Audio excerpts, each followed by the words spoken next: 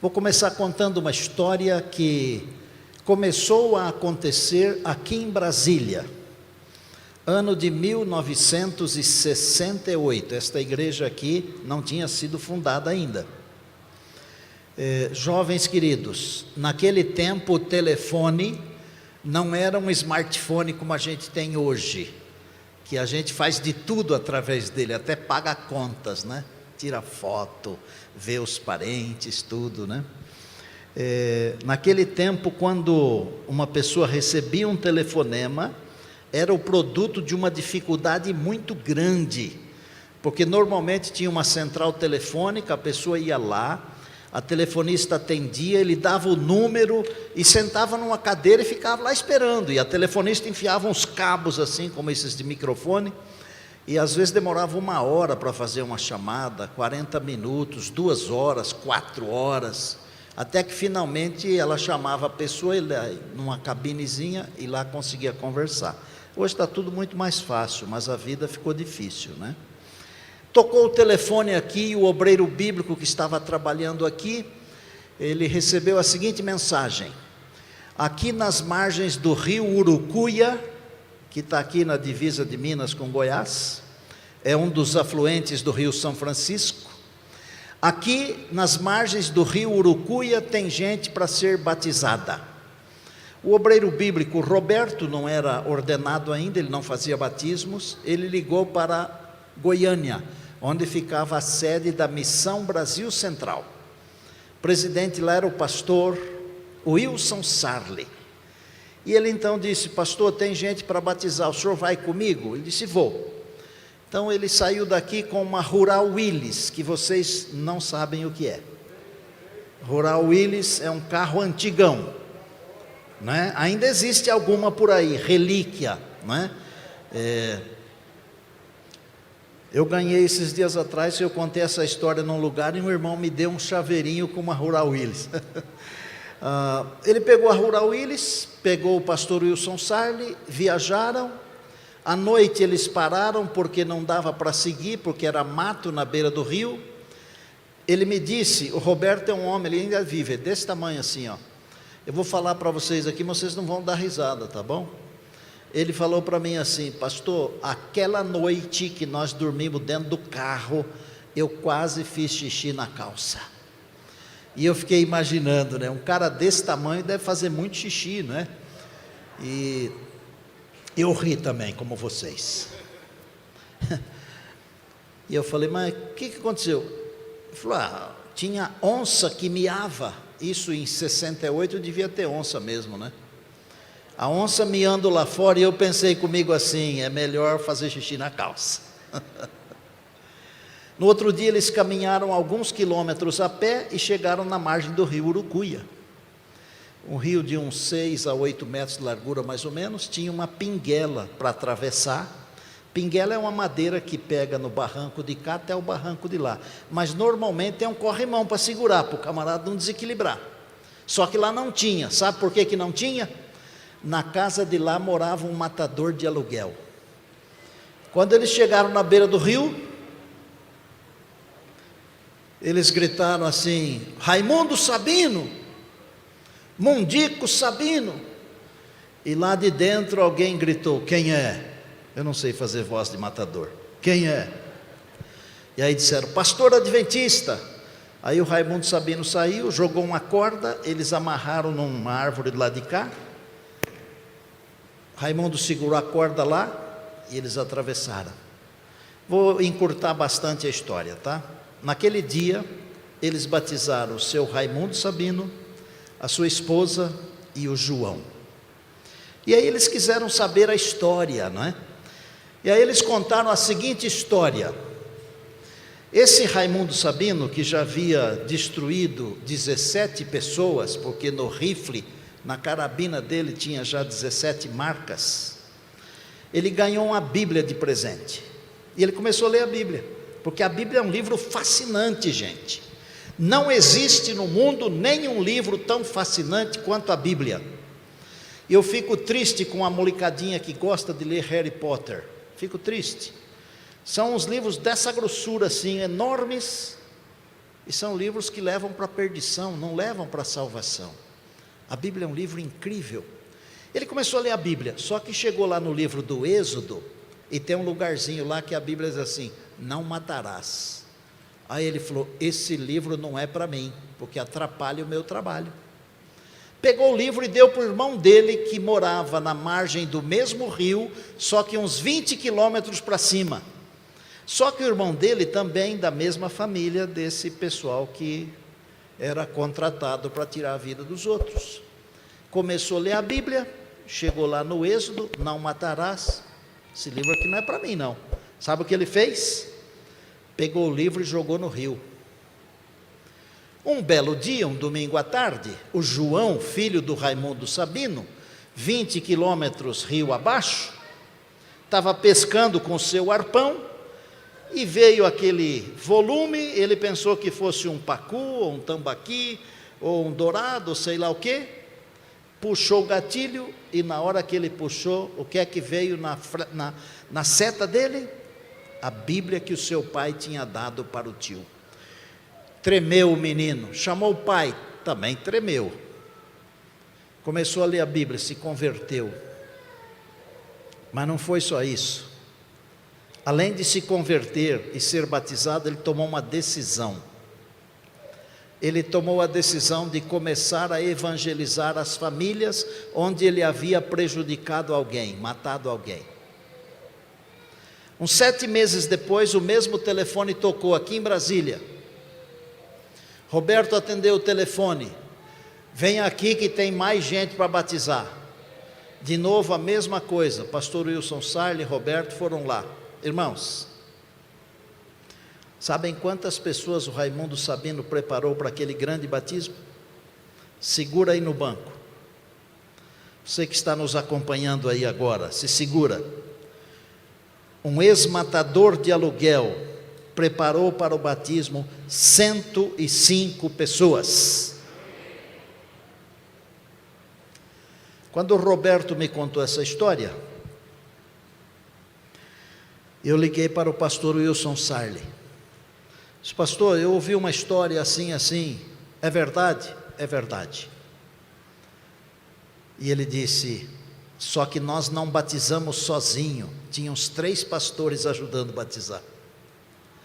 Bom, o mais legal da história é o seguinte: esse Roberto que me contou a história era meu ancião. E um dia ele conseguiu essa tal Bíblia que foi pescada no rio Urucuia, que converteu o Raimundo Sabino. E ele tinha essa Bíblia guardada há 40 e tantos anos. E eu disse: ô Roberto, essa Bíblia aí na sua mão, ela não vale nada. Dá na minha mão que ela vale. E ele me deu. E eu trouxe a Bíblia aqui para vocês verem. Queria que uma pessoa... Você vem aqui, por favor, me ajudar. Queria que uma pessoa viesse aqui segurar a Bíblia, mas com muito carinho, hein?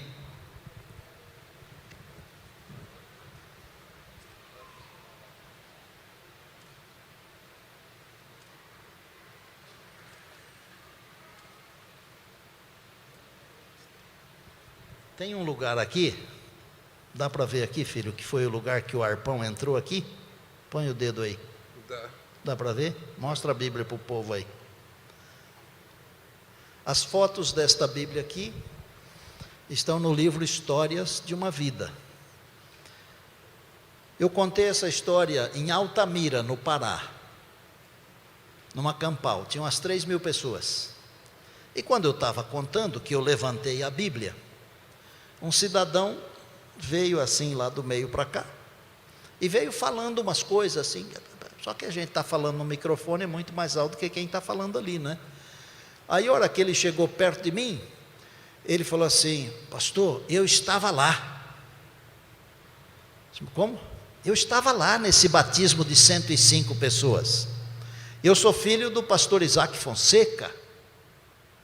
Eu sou Isaac Júnior. O meu pai ajudou a batizar nesse batismo.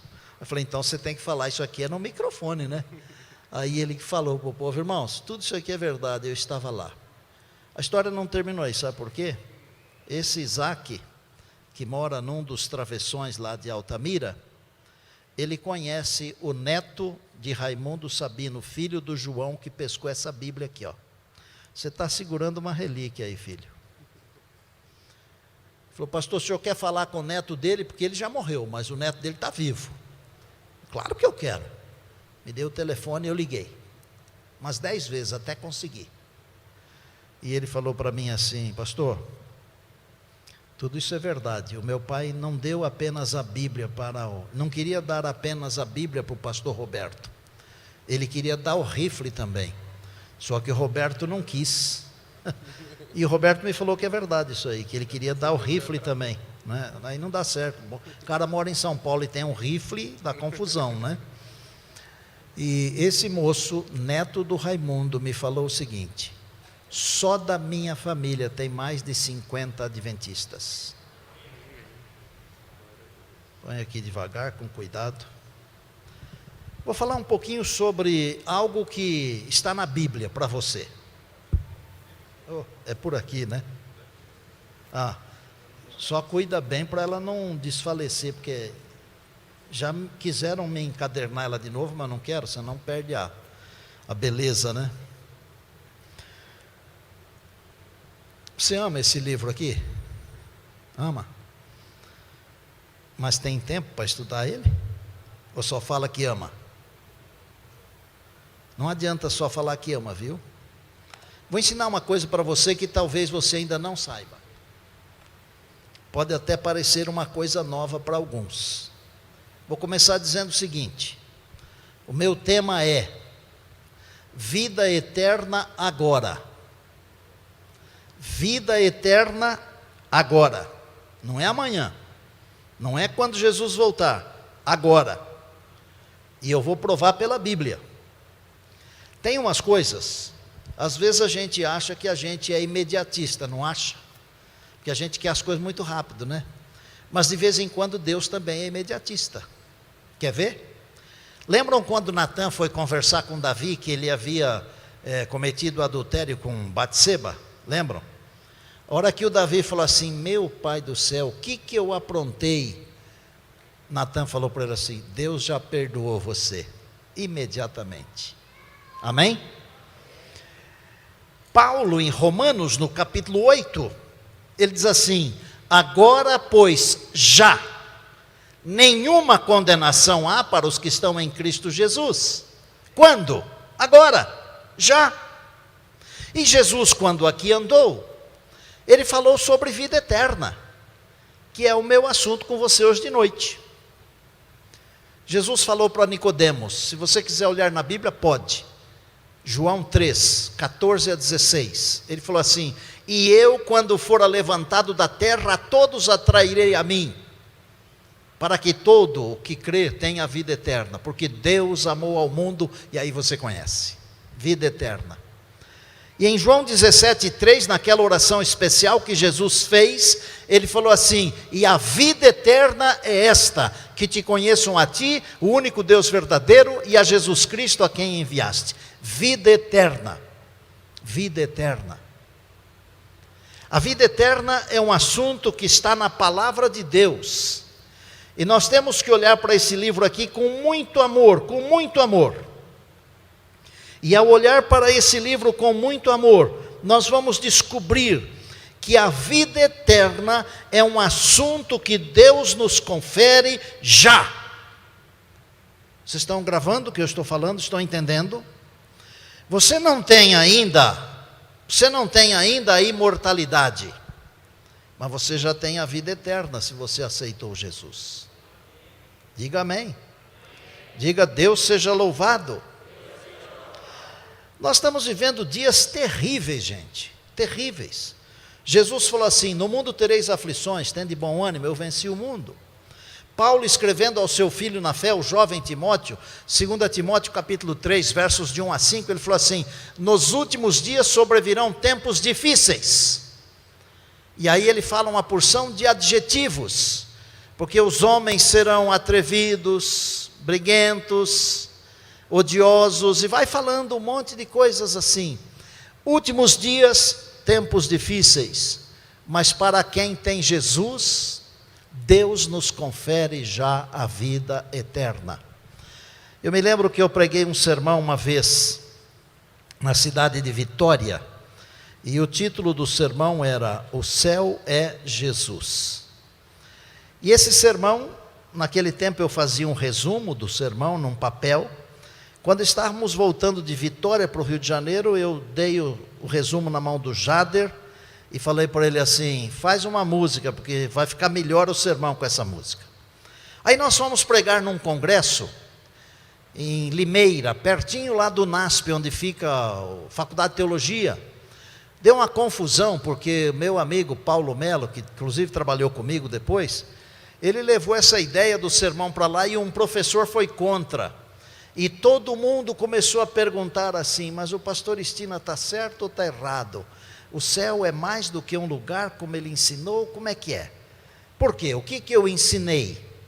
Eu ensinei que o céu é um lugar real, existe. Mas é mais do que isso. O céu é também uma pessoa. E essa pessoa é Jesus. E onde está Jesus, está o céu. E aí o Jader fez a música. E aí, logo em seguida, depois desse congresso, eu fui fazer uma semana de oração no NASP Engenheiro Coelho, com o quarteto. E aí, tive que dar uma aula para 400 alunos de teologia, para tirar essa dúvida.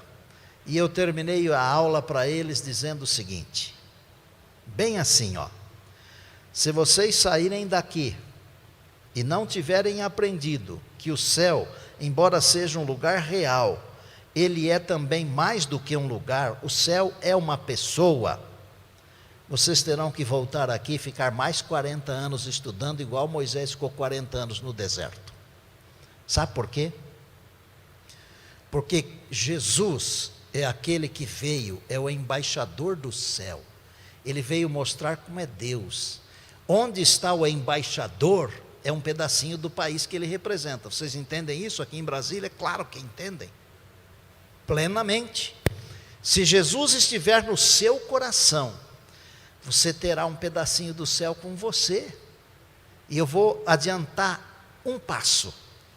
Você poderá viver algumas das alegrias da eternidade já aqui nesta vida. Amém?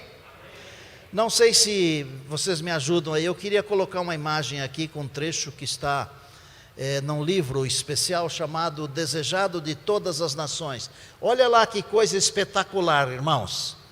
Quando por meio de Jesus entramos no repouso, é o repouso da graça de Deus, porque pela graça sois salvos mediante a fé, e isso não vem de vós, é dom de Deus. Quando por meio de Jesus entramos no repouso, o céu começa quando? Aqui. O céu começa aqui. Atendemos-lhe ao convite: vinde e aprendei de mim. E assim fazendo, começamos a vida eterna. O que é que começamos? A vida eterna. O céu é um incessante aproximar-se de Deus por intermédio de Cristo. Copiem esse verso aí. Escrevam na Bíblia de vocês. Escrevam na Bíblia de vocês, por favor. Por favor, filho, coloca de novo, ou filha, não estou vendo quem que está lá em cima, mas um dos nossos queridos. Aí, para o povo copiar. Agora, eu quero ler a Bíblia para vocês depois dessa introdução. A introdução é um pouco mais longa, mas o sermão é curto.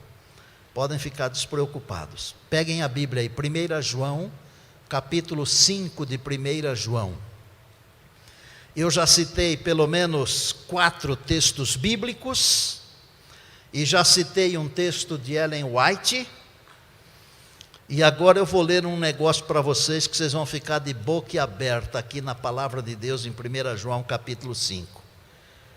Acompanhem a partir do verso 9, por favor. Se admitimos o testemunho dos homens, o testemunho de Deus é maior. Ora, esse é o testemunho de Deus, que ele dá acerca do seu Filho. Ao verso 10. Aquele que crê no Filho de Deus tem em si mesmo o testemunho. Deus está falando aqui de um testemunho, ok? Aquele que não dá crédito a Deus o faz mentiroso, porque não crê no testemunho que Deus dá acerca do seu Filho. Mas que testemunho é este? Que tal testemunho é este? Olha o verso 11. E o testemunho é este, que Deus nos deu a vida, e esta vida está no seu Filho. Aquele que tem o Filho tem a vida. Aquele que não tem o Filho de Deus não tem a vida. De que testemunho e de que vida o texto está falando aqui? Olha o verso 10. Olha o verso 10. Aquele que crê no Filho de Deus tem o testemunho. E o testemunho qual é no verso 11? Deus nos deu a vida eterna. O verbo dar, o deu aí, está no presente, passado ou futuro? Passado. Isso quer dizer que Deus já nos deu a vida eterna. Tá certo? Olha, e o testemunho é este, que Deus nos deu a vida eterna. E a vida está no seu Filho. Aquele que tem o Filho tem a vida, é o presente. Você tem Jesus, você tem a vida eterna, porque está falando aqui da vida eterna. Aquele que não tem o Filho de Deus não tem a vida eterna. Eu fico pensando o seguinte: por que durante tantos anos nós não pregamos isso?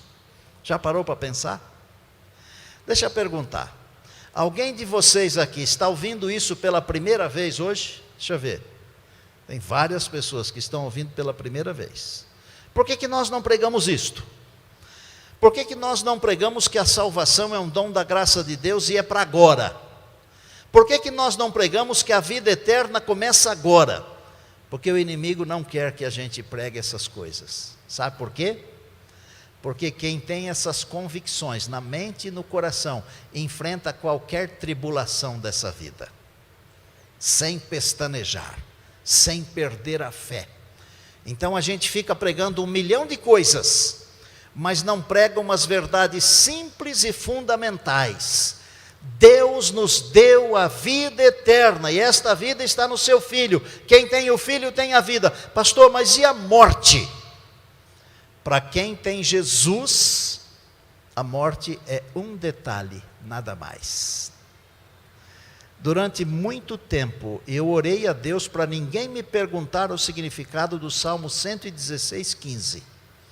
Quando ia fazer um funeral, ou visitar alguma família que tinha perdido alguém, e eu ficava pensando assim: se me perguntarem o que é que está escrito em Salmo 116:15, sabe o que está escrito lá?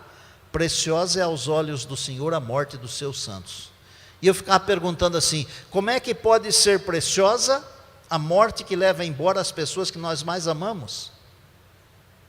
Mas quando meu pai morreu, no dia 4 de março de 1995,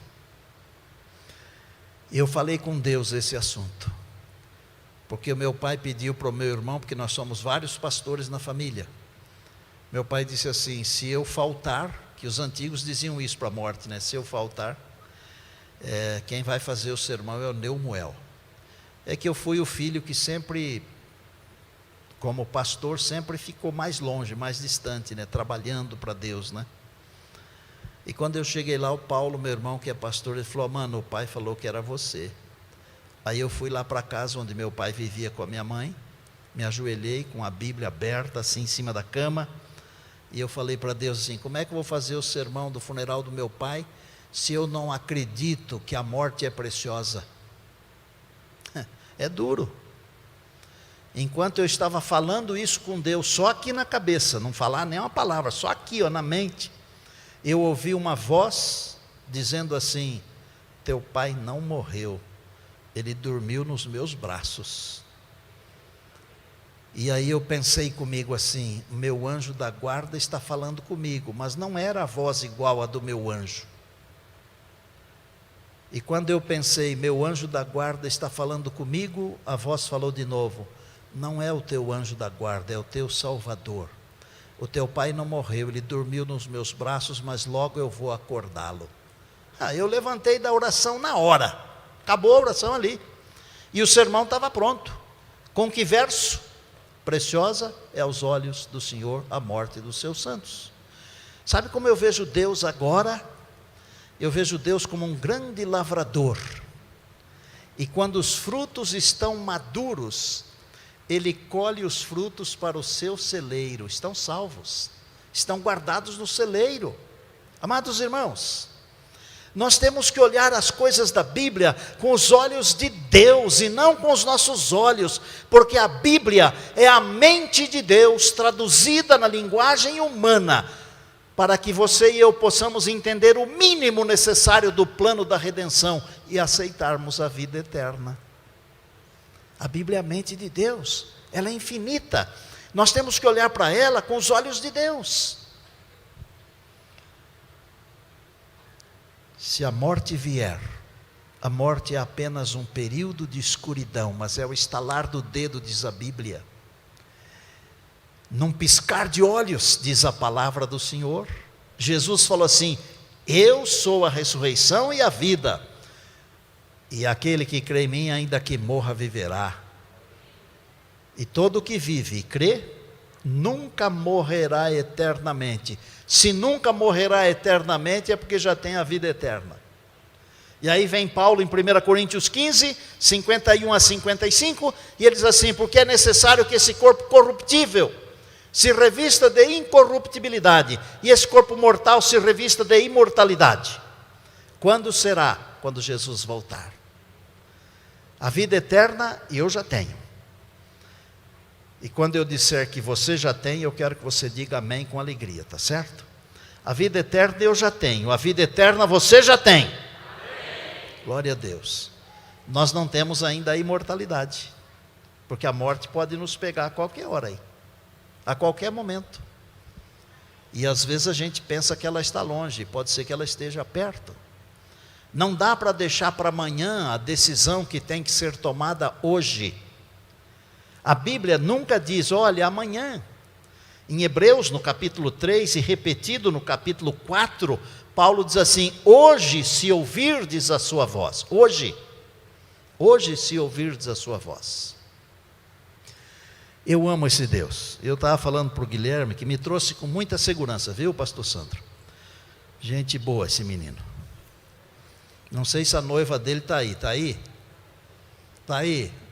Você escolheu bem, viu, filha? Tá? Vocês se cuidem bem os dois, tá? Eu vou fazer um apelo aqui para vocês casarem logo. Não espera Jesus voltar não, porque ele vem logo, hein?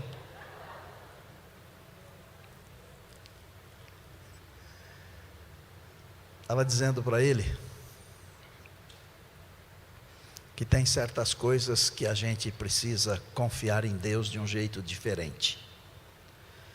Para algumas pessoas dá a impressão que Deus tem mais assim atenção, sabia? Para algumas pessoas as coisas são mais fáceis do que para outras, mas é o conflito, não é que Deus é diferente, mas se você está pertinho de Deus, você vai sentir tanto o calor e o amor desse Deus, que você vai se julgar um queridinho de Deus. Uma queridinha de Deus, sabia? Às vezes Deus responde certas coisas para mim assim, que depois eu fico pensando assim, mas quem sou eu, né? Um verme, metade de um grão de areia, e eu falo com ele, ele estava indo buscar uma encomenda do meu filho ontem, à noitinha, estava para escurecer, né? E o sol estava se pondo atrás daquela cortina de fumaça, da poluição, sabe? Aquele sol grandão assim, vermelho, bonito, né? E entrou atrás daquele negócio assim, e eu fiquei como o garoto que perde o picolé, né? Perde o pirulito. Aí eu falei assim, o senhor é tão poderoso, abre essa nuvem aí, deixa eu ver o sol, deixa eu ver esse pôr do sol, que ninguém pinta igual o senhor, né? Desci, quando subi, cheguei lá no topo da montanha assim, tinha um aberto assim, quase um quadrado assim grande, aberto na nuvem escura, e o sol vermelhão lá no meio, só tinha aquele quadrado limpo, só. Aí eu comecei a rir, e eu falei assim, mas o senhor gosta tanto de mim assim, que até essas coisas o senhor faz?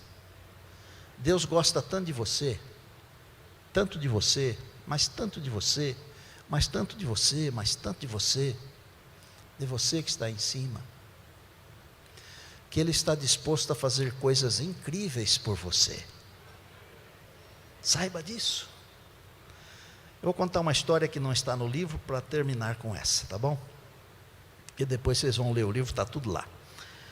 Eu estava fazendo um final de semana numa igreja da região de Boston, nos Estados Unidos.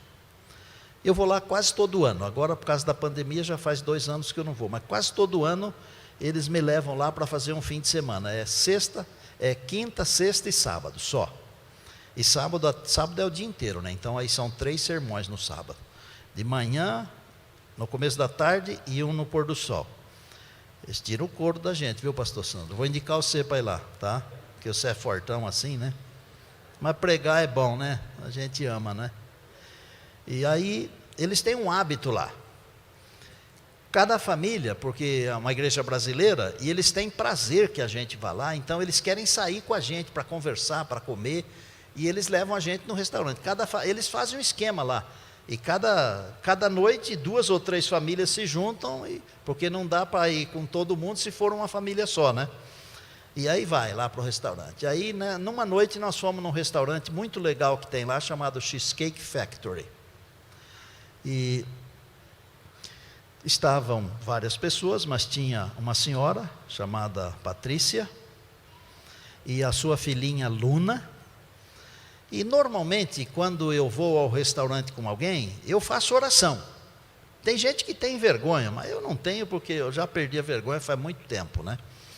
Mas só perdi a vergonha de fazer as coisas de Deus. As coisas desse mundo eu tenho muita vergonha de fazer, eu não faço. E eu peço a Deus para me dar muita vergonha para não fazer mesmo. E aí eu falei para elas assim, eu vou fazer oração pela comida. Comida bonita, uns pratos enormes assim. Comida, não tanta comida, mas o prato grandão assim, fica bonito, né? Só para vocês saberem, eu depois de aposentado, eu estou fazendo mais uma faculdade, estou fazendo gastronomia, tá?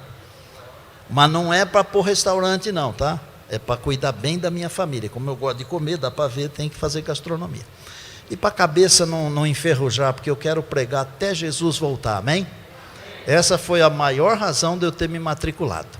Porque eu quero a cabeça boa, mas também não ia fazer uma faculdade que não me desse prazer, não é? Bom, aí falei para elas assim, eu vou orar pela comida, mas vocês têm algum pedido?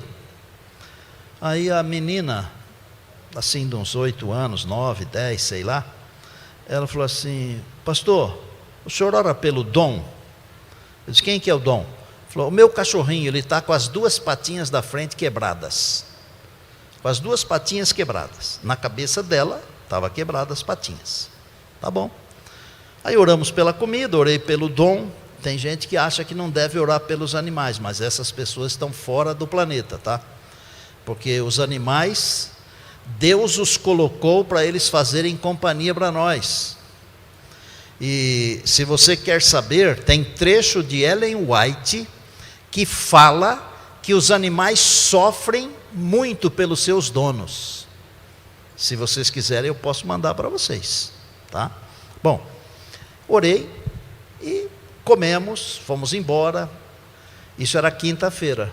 Sexta-feira à noite, a menina chega com uma gravata lá, com a mãe, uma sacolinha, uma gravata cheia de cachorrinho assim.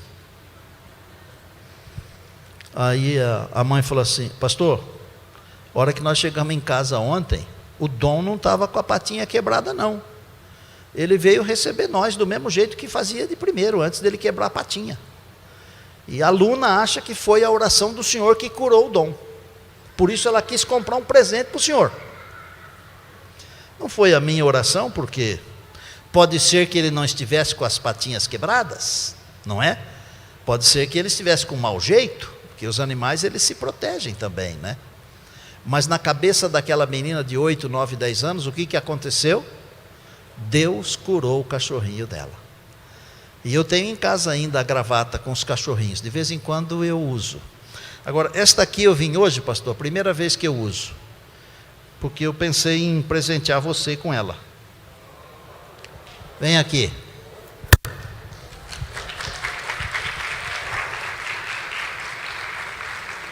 Essa aqui é um Atome. Obrigado.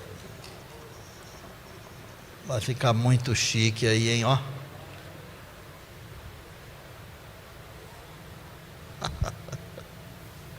Obrigado.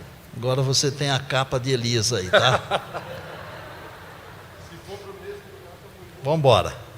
Irmãos, o que a Bíblia diz sobre vida eterna? Que nós já temos a vida eterna. E quem que deu esse testemunho, diz João? Deus o Pai deu esse testemunho. Deus mente? Não. Então, nós podemos dizer de boca cheia e com alegria que nós já temos a vida eterna ou não? Podemos. Por que nós temos medo de dizer? Já pararam para pensar?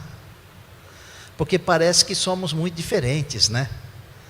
Amigo, amiga, irmão, irmã, não tenha medo de ser diferente. Quase sempre a multidão está errada. Vocês lembram quando a multidão gritou crucifica-o, crucifica-o, crucifica-o? Estava errada.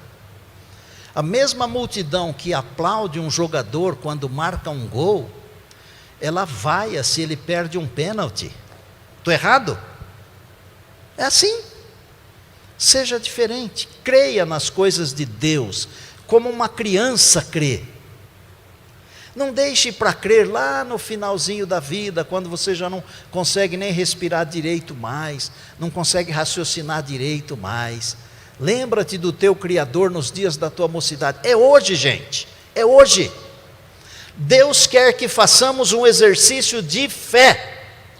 E se nós fizermos um exercício de fé, como aconteceu com Abraão, seremos chamados de amigo de Deus. Vocês querem me ajudar aqui? Quarteto Estações. E quando você me falou o nome de estações, eu lembrei das 4 estações de Vivaldi. Eu sou fã de Primavera. É bonita aquela lá. Eles vão cantar uma música aqui. A música fala sobre essa história.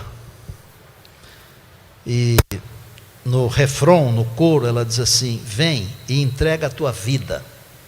Assim como Abraão subiu o Monte Moriá para entregar o filho. Filho da promessa, gente.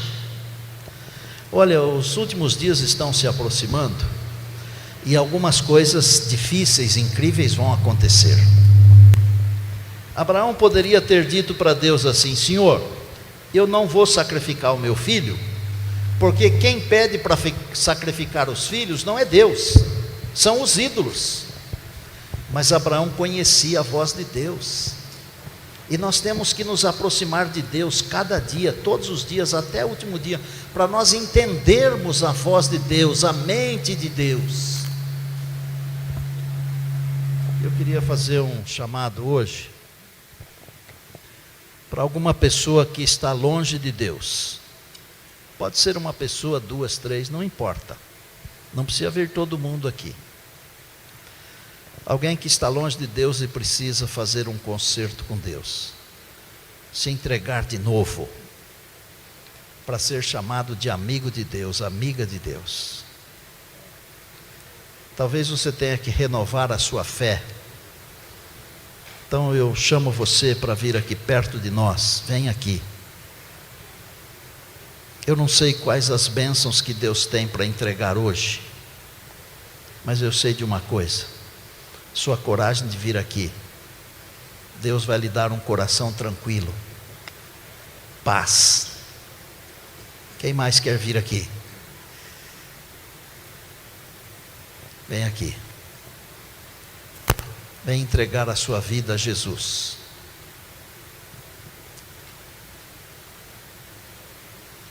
Deus abençoe vocês. Tem mais alguém para vir aqui? Alguém que precisa renovar a vida, que andou resvalando? Essa é a hora de vir. Pastor, meu nome está na igreja, eu estou na igreja. Mas se você andou resvalando na fé, vem aqui, porque Deus tem bênçãos para você. Vem, entrega a tua vida, teu melhor. O quarteto vai cantar. E se durante a música você sentir vontade de vir aqui, venha. Deus está aqui. para conceder hoje vida eterna, porque esse é o testemunho de Deus. Com vocês.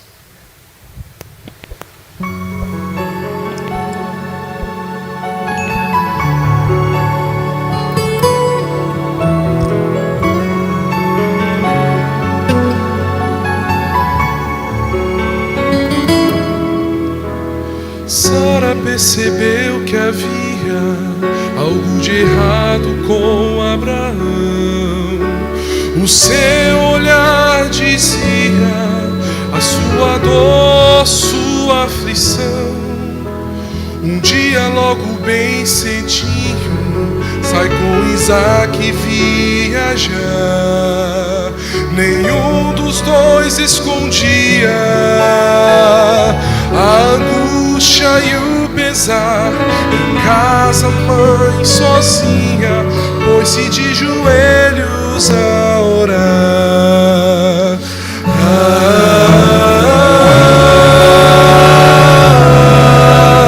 Três longos dias se passaram até chegarem ao lugar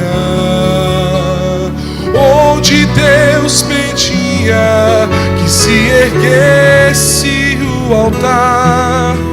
Deitando o querido filho, ergue bem alto o punhal. Mas Deus seu nome chama.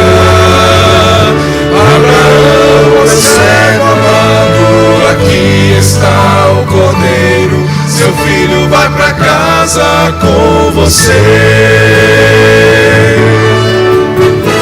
Vem, entrega a tua vida, o teu melhor ao Salvador. Vem, submisso e confia nas maravilhas do Senhor.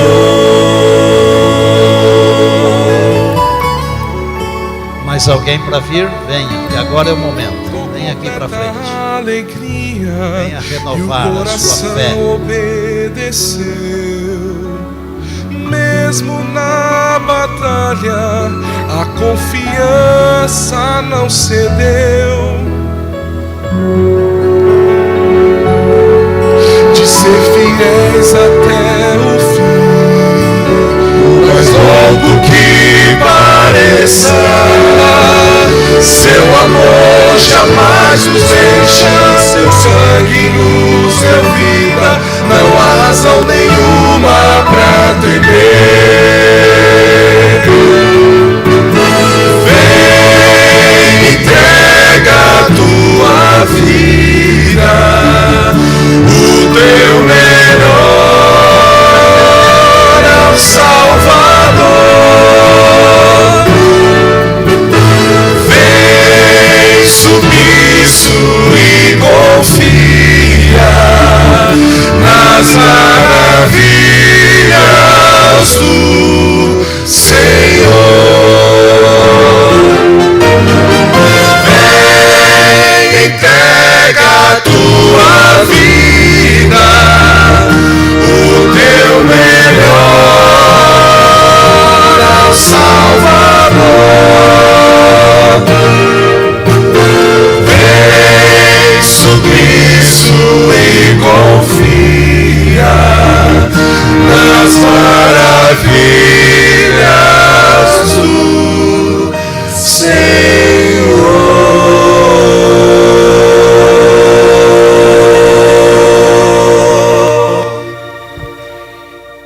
Mais alguém que quer vir aqui para renovar a sua fé, a sua confiança em Deus? Se tiver mais alguém, venha agora, por favor. Vem aqui. Deus abençoe. Mais alguém? Deus abençoe.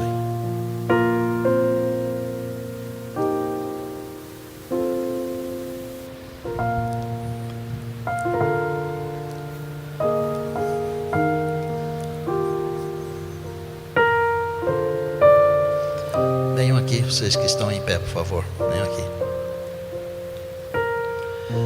A caminhada pode ser muito difícil, quase que insuportável, mas nós temos um Deus que acima de toda marcha e contramarcha dos acontecimentos está cuidando de nós. E esse Deus que está cuidando de nós, Ele muito em breve virá para nos buscar e para nos levar para a eternidade. Ele já nos deu a vida eterna. Ele vai nos conferir a imortalidade. Fechem os olhos, por favor. Tem mais alguém que quer vir aqui? Vem aqui, irmã, vem. Traz essa joinha aí. Feche os seus olhos. Querido Deus, nosso Pai, a nossa gratidão porque o testemunho de Deus o Pai é que nós já temos a vida eterna, e esta vida está no seu Filho. Quem tem o Filho tem a vida. Nós estamos ansiosos por aquele dia quando o teu Filho se manifestar, e então nós receberemos a imortalidade. E aí a morte tão temida, tão sofrida, nunca mais terá domínio. E como diz o teu servo, o apóstolo Paulo: onde está, ó morte, a tua vitória? Nunca mais. Obrigado, meu Deus, porque o teu servo Naum escreveu no capítulo 1 e no verso 9 que a angústia não se levantará outra vez. E Pai do céu, nós queremos ir para o lar. Nós estamos cansados de tanto sofrimento, de tanta mentira, de tanta corrupção, de tanta iniquidade.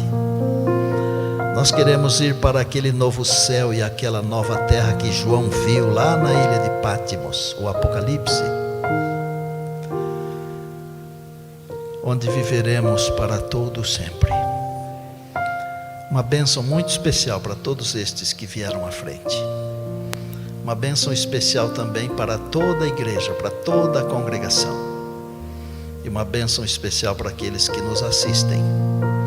Nós entregamos a nossa vida de novo no teu altar, agradecidos, em nome de Jesus, amém.